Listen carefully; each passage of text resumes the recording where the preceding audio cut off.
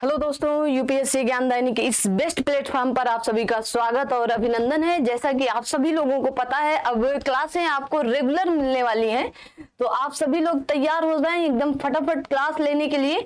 और जैसे कि आप सभी लोगों को ये भी पता है कि अब आपके बीच में ये क्लास हर रोज आती है ना, हर रोज सुबह 8 बजे आपके बीच में ये क्लास आती है।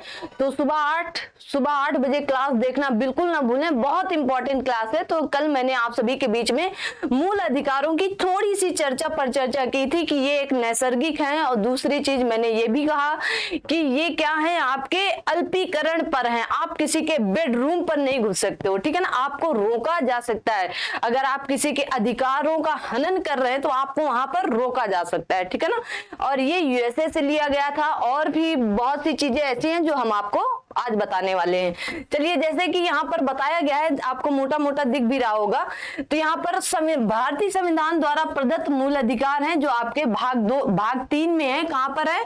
भाग 3 के अंतर्गत जो आर्टिकल कहाँ से 12 से लेकर 35 तक की बात कही गई है। आज हम अब आपको मोटी मोटी बातें बताएंगे, मोटी मोटी की क्या, आपको आज हम समता या समानता का अधिकार बताएंगे, ठीक है ना। 12 और 13 मैंने आपको बता दिया था। आर्टिकल 12 क्या कहता है कि इस अनुच्छेद के तहत मौलिक अधिकार के द्वारा राज्य को परिभाषित किया गया है। राज्य के अंतर्गत कौन कौन से आएंगे ये मैंने आपको बताया था। स्टेट या यूनियन टेरिटरी की यहाँ पर बात नहीं कही गई, ठीक है ना। स्टेट या यूनियन टेरिटरी की बात यहाँ पर नहीं की। आर्टिकल जो आपका 13 है, मैंने यहाँ पर बताया कि यदि हमारे मूल अधिकारों का किसी दूसरे मूल अधिकार प्रभावित करे तो हमारे मूल अधिकार पर रोक लगाया जा सकता है। इसी को अल्पीकरण कहा जा सकता है। आप किसी के बेडरूम पर नहीं घुस सकते, आप किसी की तिजोरी नहीं देख सकते हो, ठीक है ना, कि अरे अरे दिखाओ दिखाओ तुम्हारी तिजोरी में कितना पैसा है, ये आप किसी का हनन करते हो, ठीक है ना। चलिए, आज हम बात करेंगे आपके सामने समता या समानता का अधिकार, जो आर्टिकल 14 से लेकर 18 तक की बात कही गई। टोटल 5 कितने आर्टिकल आते हैं? 5 आर्टिकल आपके आते हैं। कहीं कहीं ये बात पूछी गई कि इसके अंतर्गत कितने आर्टिकल आते हैं, तो कितने आएंगे? 5। बहुत बड़ा ये टॉपिक है, हो सकता है केवल आज समता का अधिकार ही समाप्त कर पाए हम, क्योंकि 15, 20, 25 मिनट की क्लास में इतना ही हो सकता है, ठीक है ना। तो आराम से इत्मीनान से आप सुनिएगा, आपको बहुत आनंद आने वाला है, ठीक है। देखिएगा, आर्टिकल 14 क्या कहता है। आर्टिकल 14 क्या कहता है कि विधि के समक्ष समानता, अर्थात कानून के समान सब समान हैं। कानून के सामने सब समान है। आप पुरुष हैं तो इसका ये मतलब नहीं कि यहाँ पर पितरात्मक सत्ता चल रही है तो पितरात्मक सत्ता में आपको कम उम्र कैद की सजा दी जाएगी। आपको 5 साल की ही उम्र कैद का मतलब आपको 5 साल दिया जाएगा, और महिला है तो उसको 20 साल या 25 साल या उम्र कैद दी जाएगी, 50 साल हो गया, ठीक है ना। तो ऐसा नहीं है। अगर पुरुष ने किसी की हत्या की है, हत्या अगर पुरुष और महिला दोनों ने की है, तो दोनों को अगर 10 साल का प्रावधान है तो दोनों लोगों को 10 साल की सजा सुनाई जाएगी। यहां पर ये कहने का मतलब है, ठीक है ना। क्या कहने का मतलब है कि विधि के, देखिए यहां पर कहा विधि के समक्ष समानता, अर्थात कानून किसी के साथ भेदभाव नहीं करेगा। समझ रहे हैं ना आप। अब ये इसका मतलब ये नहीं कि आप सोचे कि कानून है जाके पैसा भर देंगे, जज किसी के बाप की बपौती नहीं है कि जाकर पैसा, वो स्वतंत्र हैं, इसीलिए जज वगैरह ना एकदम स्वतंत्र बनाए जाते हैं, ठीक है ना। उनके ऊपर कोई प्रेशर नहीं होता है कि नहीं ये ऐसा करो तभी ऐसा होगा, नहीं तो हम ये कर देंगे वो कर देंगे। कहीं कहीं हो जाता है बाई चांस, कभी रेयर केस में जब पुलिस रिमांड में चली जाती तो गाड़ियां भी पलट जाती हैं, तो वो तो एक दूसरी बात हो गई ना। पुलिस रिमांड में चली गई तो गाड़ियां भी पलट जाती हैं। तो कानून के सामने सब समान है। यह व्यवस्था कहां से ली गई थी? ब्रिटेन से ली गई है। कहां से ली गई? ब्रिटेन से। कि कानून की ये कहा गया है कि विधि के समक्ष समानता, विधि के समक्ष समानता कहां से लिया गया है, आप ऐसे समझना, विधि के समक्ष समानता कहां से लिया गया है, तो ब्रिटेन से ये व्यवस्था या यह व्यवस्था ब्रिटेन से ली गई। कहां से ली गई, ब्रिटेन से। अगर पूछा जाए विधि का सामान्य संरक्षण, तो आप कहेंगे, देखिए आगे लिखा भी है, जबकि कानून के समान संरक्षण की व्यवस्था अमेरिका से ली गई। कहां से ली गई, अमेरिका से ली गई है, ठीक है ना। तो दो अलग अलग बातें हैं। विधि के समक्ष समानता ब्रिटेन के द्वारा ली गई, विधि के कानून के समान संरक्षण की व्यवस्था अमेरिका से ली गई है, या इसी को कह सकते हैं विधि का समान संरक्षण अमेरिका से लिया गया है, ठीक है ना। तो विधि के समान संरक्षण बहुत बड़ी बात होती है। विधि के समान संरक्षण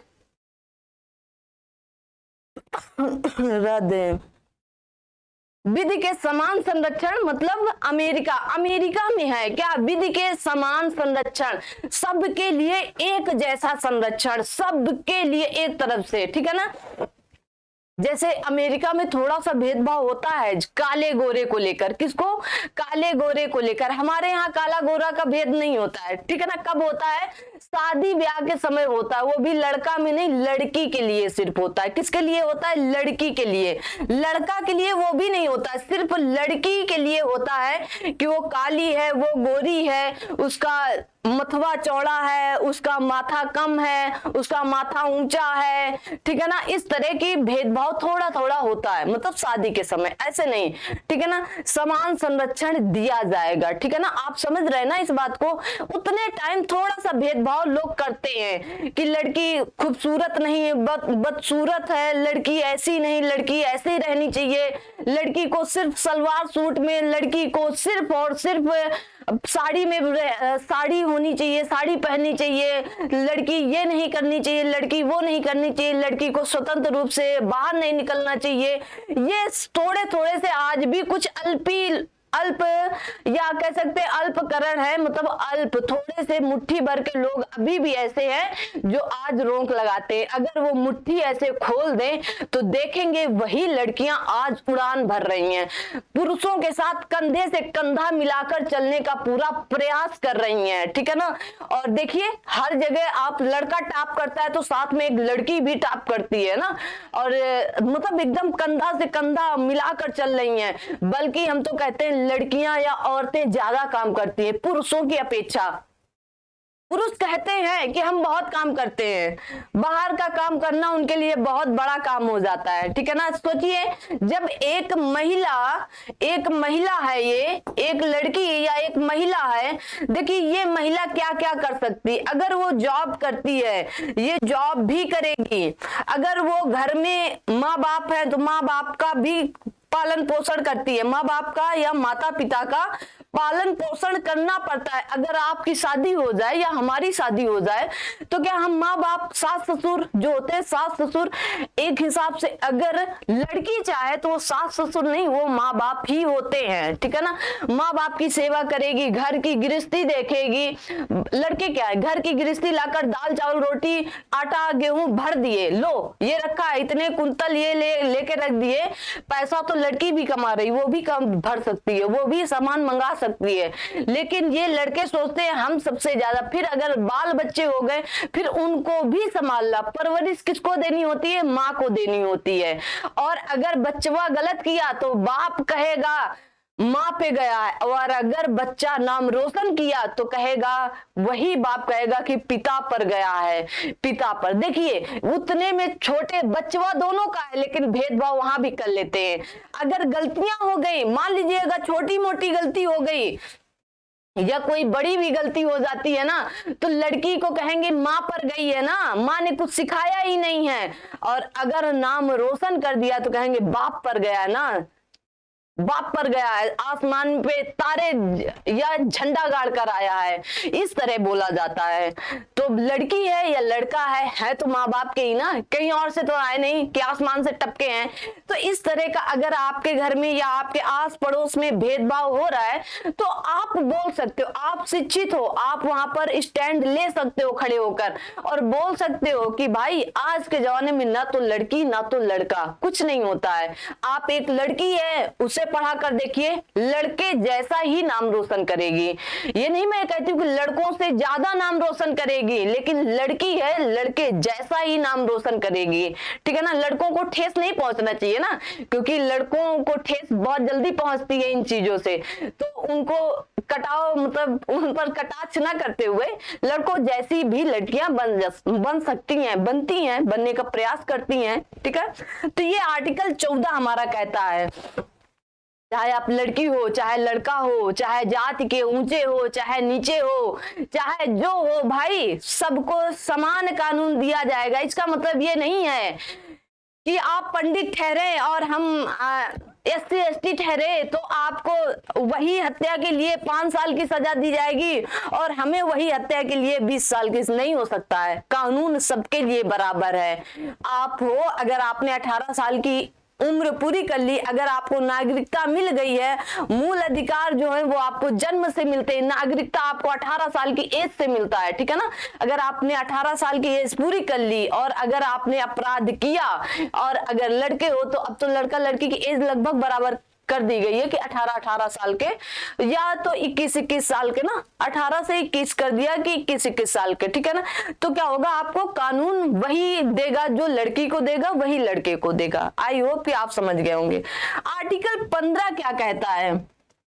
जाति, धर्म, लिंग, जन्म स्थान। जाति, आप कोरी हो, आप चमार हो, आप पासी हो, कुर्मी हो, कछवा हो, काची हो, कुशवाहा हो, कुछ भी हो, अगर आप मेरे, आज भी होता है गांव में, अगर थोड़ा सा गांव पिछड़ा वर्ग है या पिछड़ा है शिक्षा से, अगर जरा सा कटा हुआ है गांव घर, तो आज भी यहाँ पर होता है कि जाति पर होता है, ठीक है ना।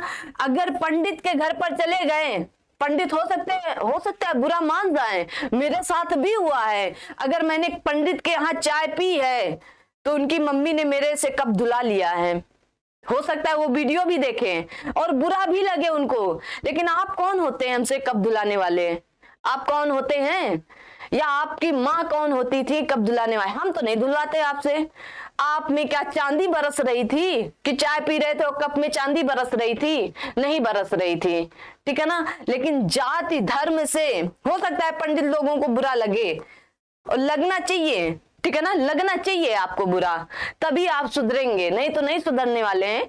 तो आपको बुरा लगना चाहिए। उनकी मम्मी, हम और हमारी सिस्टर गए थे और उनकी मम्मी तुरंत हम लोगों से चाय पीने का, तो फिर चाय देना ही नहीं चाहिए था भाई। जब कब धुलाना था, बेइज्जती करनी ही थी, तो आपको चाय देना ही नहीं चाहिए था। आप पंडित थे और हम जो भी थे, तो आपको चाय वहां देना ही नहीं चाहिए था। आपको चाय नहीं देते, हम कब धुलते भी नहीं। उन्होंने कहा हमने धुल दिया, अभी मौका आएगा कभी ना।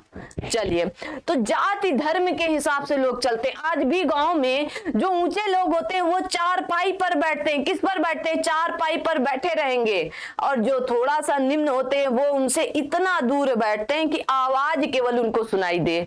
आज भी होता है गाँव में, होता है, हमने देखा है, हमारे यहाँ होता है, हमारे गांव क्षेत्र में होता है। लेकिन कितनों समझाओ, इस कान से सुनना जाता है, उस कान से निकाला जाता है ना। तो ये जाति धर्म, धर्म मतलब मैंने बताया ना, पंडित, हिंदू, मुस्लिम, सिख, ईसाई पर होता है। मुस्लिम पर जरा सा, मुस्लिम देखिए, हिंदू तो बहुत है ना, मुस्लिम थोड़ा कम है, तो इस पर भी होता है। मुस्लिम आ जाए, अरे मतलब इस्लाम धर्म के हैं ये लोग, इनसे दूर रहो, कट्टरता होती है। अरे उनको अपना कर तो देखिए। जोधा अकबर की कहानी नहीं सुनी है क्या? जोधा अकबर की कहानी सुनी है ना? नहीं सुनी है? अरे अभी एक हीरोइन है, हीरोइन क्या एक्ट्रेस है, नेहा करके नाम है उनका, उनको देखिए, हिंदू मुस्लिम है, अच्छा परिवार चला रहे हैं, हिंदू मुस्लिम से शादी किए हैं, कोई समस्या नहीं है। लिंग का मतलब लड़की लड़का, महिला पुरुष, जेंडर ना, जानते हो ना, ट्रांसजेंडर, ऐसे भेदभाव नहीं करना चाहिए। आपके अंदर दिल है तो उनके अंदर भी दिल है। महिला है तो क्या हुआ, पुरुष है तो क्या हुआ, और ट्रांसजेंडर है तो क्या हुआ ना, वो भी तो इंसान ही है ना। उनके अंदर तो वही खून चल रहा है नसों में जो तुम्हारे अंदर चल रहा है। तो लिंग के अनुसार भी आप ना तो नौकरी पर ना चाकरी पर कहीं भेदभाव नहीं। जन्म स्थान पर सुनिए, दिल्ली चले जाइए, यूएसए, मुंबई, कहीं और चले जाए, बिहारी है, उत्तर प्रदेश से आया, ऐसे घड़ी नजरों से देखते हैं, जैसे लग रहा है हम बहुत बड़ा अपराध करके आए हैं। ये नहीं जानते यूपी बिहार से ही सबसे ज्यादा आईएएस पीसीएस निकलते हैं। ये भी तो एक है। आपके प्रयागराज से हो, जो आप प्रयागराज पहले इलाहाबाद हुआ करता था, यहाँ से हॉस्टलों से जो बच्चे घिस घिस के पढ़ पढ़ के आईएएस पीसीएस निकालते हैं, उनको घड़ी नजरों से, मतलब घृणा की नजरों से देखा जाता है। अरे यूपी बिहार के हैं, इनको क्या पता गंवारों की दुनिया, दिल्ली वाले बोलते हैं ना, दिल्ली वाले। अरे तो हमारा नोएडा भी तो है उत्तर प्रदेश का, वहां के लोगों क्यों नहीं बोलते हो? वहां के लोगों को तो कहते हो शिक्षित है। वही शिक्षा हमने भी ली है ना, वही शिक्षा हमने भी ली है। तो जन्म स्थान से भी होता है, जैसे बिहार की भोजपुरिया होगा, रे एकदम नल्ला तरह का होगा। आज देखिए बड़े बड़े यूट्यूबर बिहार से, बड़े बड़े आईएएस पीसीएस बिहार के, झारखंड के, आपके खान सर बिहार के, जो पूरे वर्ल्ड पर तहलका मचा कर रखे हैं। पूरा वर्ल्ड उनका आज, अगर खान सर बोल देना, खान सर जी अगर एक बार बोल दें कि आकर मेरी संस्थान पर पढ़ा दो, पूरा टीचर टूट पड़े जाके। ये है बिहार की ताकत। तो वो अपना जन्म स्थान छोड़कर जापान या बिहार, दिल्ली या कनाडा या अमेरिका जाएंगे? अरे वो बिहार छोड़कर न जाएं, भारत छोड़कर तो जाने की बहुत दूर की बात होगी फिर ना, बिहार छोड़कर न जाएं। सार्वजनिक स्थान, सरकारी स्थान पर भेदभाव नहीं किया जाएगा। मतलब सार्वजनिक स्थान, जैसे पहले मंदिर पर जाना मतलब वर्जित नहीं था, रोक लगा दिया जाता था, जब तक यहाँ पर ये लोग पूजा करेंगे तब तक आपको चढ़ना नहीं है। ताकतवर तो हमसे और आपसे वो ही थे जिनके छूने से आप अछूत मानते हो, और भला तुम शुद्ध थे तो तुम छूकर उनको शुद्ध कर देते। देखिए कितनी बड़ी बात है। अभी छुआछूत आएगा तब बताएंगे ये कहानी ना। तो क्या था, भेदभाव नहीं करेंगे। कैसे? जाति, चार है यहाँ पर, जाति, धर्म, लिंग, जन्म स्थान के आधार पर सार्वजनिक स्थान या सरकारी स्थान पर भेदभाव नहीं किया जाएगा। ठीक है, आई होप यहां तक समझ गए होंगे। अगला आर्टिकल 16, लोक निर्वाचन या सरकारी नौकरी की समानता। इसमें पिछड़े वर्गों के लिए कुछ समय आरक्षण की चर्चा है। ठीक है, लोक नियोजन मतलब सबको, जैसे आप सरकारी नौकरियों की समानता, सबको सरकारी नौकरी में समानता रहेगी। कुछ कुछ जगह पिछड़े वर्गों के लिए छूट दिया गया है, कुछ, सबको नहीं दिया गया है, सबको नहीं दिया गया है। जैसे मुस्लिम में जो पठान होते हैं, पठान लोगों को छूट नहीं दी जाती है, सबको छूट नहीं दी जाती, लेकिन कुछ कुछ जगहों पर अब जनरल कहते हैं हमको छूट नहीं दी गई, आपको 10% छूट दी गई है ना, आपको 10% छूट दी गई है। अब 2% में SC, ST, OBC है, और 98% में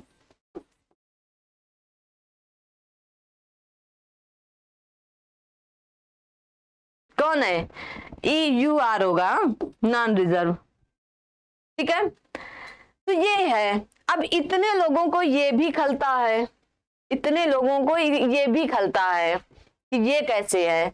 अब जब इनसे कहा जाता है इसको छोड़ करके इसमें आ जाओ, तो वो भी उनको नहीं पचता है। क्यों आ जाए? क्योंकि वो अंदर की कहानी सब जानकर बैठे हैं। वो कहाँ आने वाले हैं, वो क्यों आएंगे, उनको पता है यहाँ क्या मिलता है, उनको पता है यहाँ क्या मिलता है।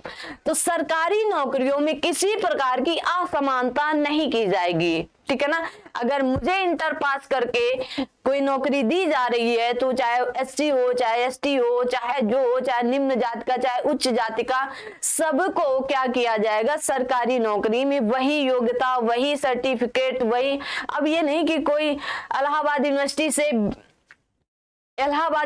से क्या PG कर लिया, इलाहाबाद यूनिवर्सिटी से PG कर लिया, तो ये नहीं मतलब है कि उसने सरकारी नौकरी पा ली है। ठीक है ना, इसका ये मतलब नहीं है कि आप PG कर लियो तो आपको सरकारी नौकरी लिखी है। तब था ऐसा कि अगर आप इलाहाबाद से ग्रेजुएशन कर लेते थे तो एक पक्की सरकारी नौकरी होती थी। आज नहीं है, आज ऐसा नहीं है। ठीक है, तो क्या होगा, लोक निर्वाचन या सरकारी नौकरियों में की असमानता, जिसमें पिछड़ों वर्गों के लिए कुछ समय आरक्षण की चर्चा थी। मैंने चर्चा बता दी आपको, ठीक है ना, क्या थी, कुछ चर्चा थी, ठीक है। आइए, राज्य नौकरी देते समय जाति, लिंग, धर्म, मूल वंश, जन्म स्थान और निवास के आधार पर किसी के साथ भेदभाव नहीं करेगा। ये इसी में कहा गया है, जाति, लिंग, धर्म, मूल वंश, जन्म स्थान, किसी पर किसी तरह भेदभाव नहीं करेगा। कि आप बिहार के हो तो आपको जो इंटर था तो आपको बीए पास होना चाहिए तब हम नौकरी देंगे, नहीं कर सकते हो आप होते कौन हो, संविधान हमारा बोल रहा है, ठीक है ना, संविधान हमारा बोल रहा है। संविधान बनाया किसने, अगर जितना हाथ, देखिए सब लोग कहते हैं संविधान के निर्माता डॉक्टर बी.आर. अंबेडकर जी थे। संविधान के निर्माता बोले जाते हैं कि डॉक्टर बी.आर. अंबेडकर जी थे, और हमको लगता है डॉक्टर बी.आर. अंबेडकर जी के साथ एक ऐसे व्यक्ति थे जिन्होंने इनसे भी ज्यादा योगदान दिया था संविधान बनने में, बट ये निम्न जाति के थे, इसलिए इनको ऊपर लाया गया, इनको रोशन किया गया। ये मुद्दा बहुत रेयर केस में लोग उठाते हैं, हम उठा रहे हैं, हो सकता है लोगों को बुरा लग जाए। इनको रोशन करने के लिए इनका नाम उठाया गया, बी.एन. राव, जो इतने ही पढ़े लिखे थे और उनके इशारे पर ये भी काम करते थे।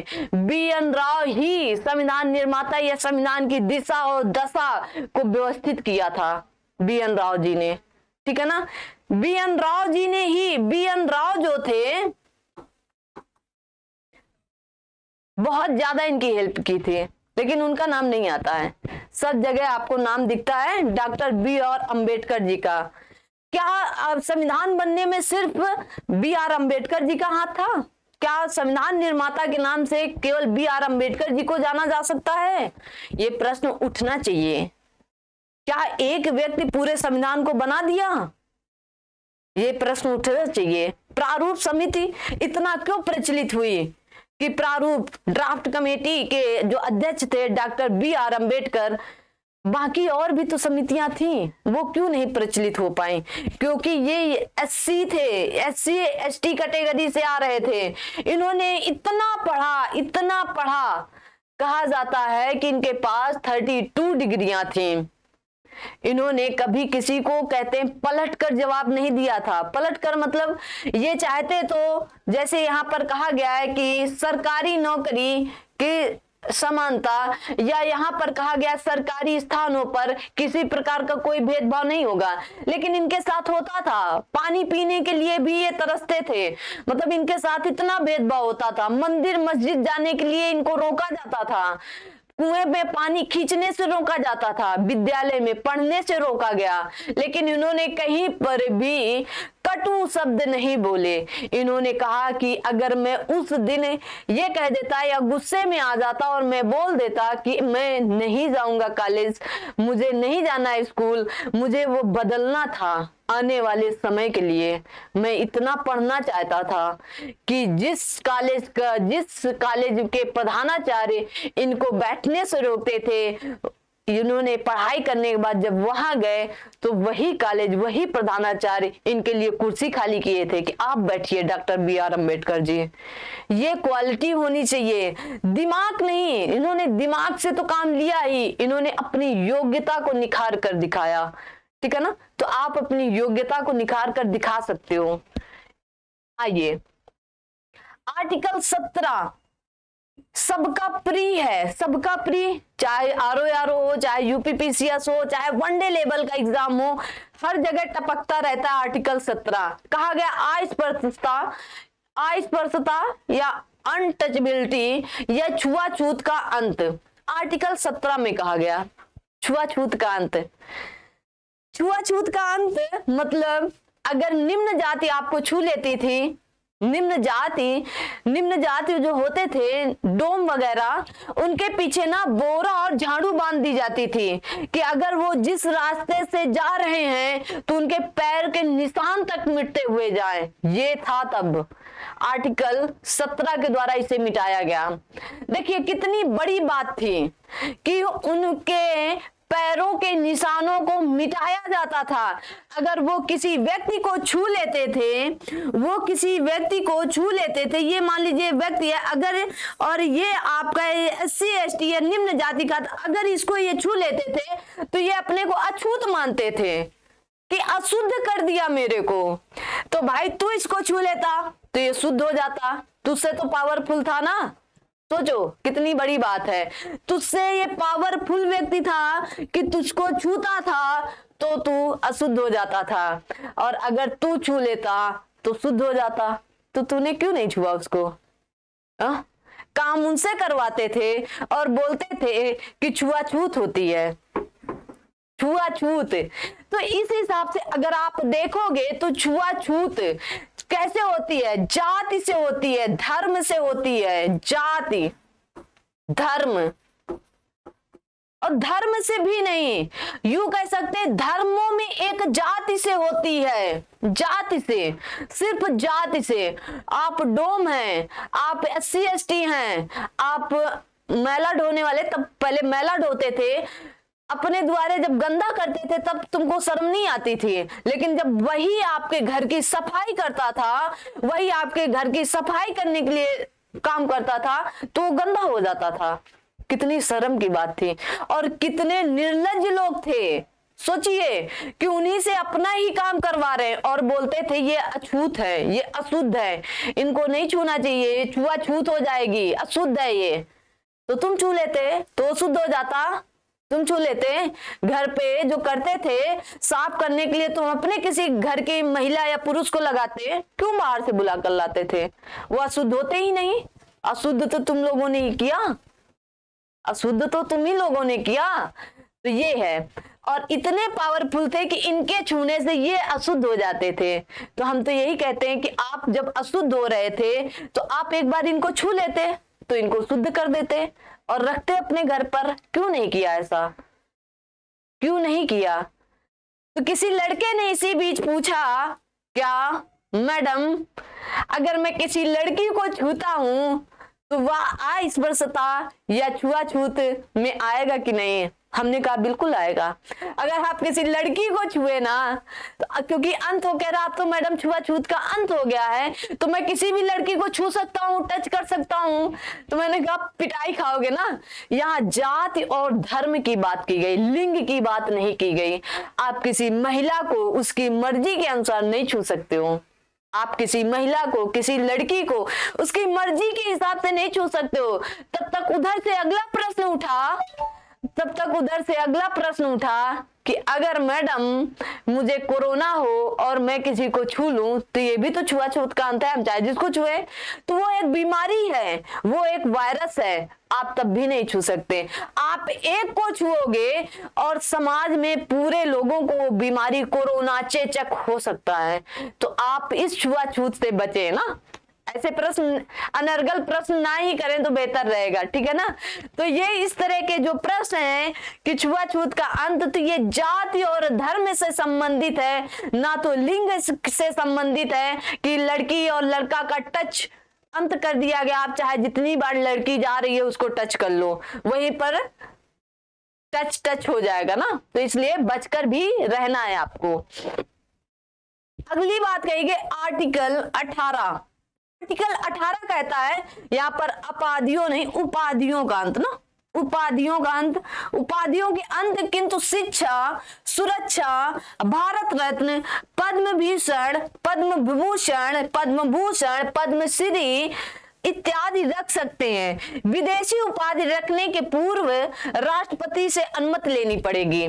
जैसे यहां पर कहा गया उपाधियों का अंत, ठीक है। आर्टिकल 16 क्या कहता है? आर्टिकल 18 क्या कहता है?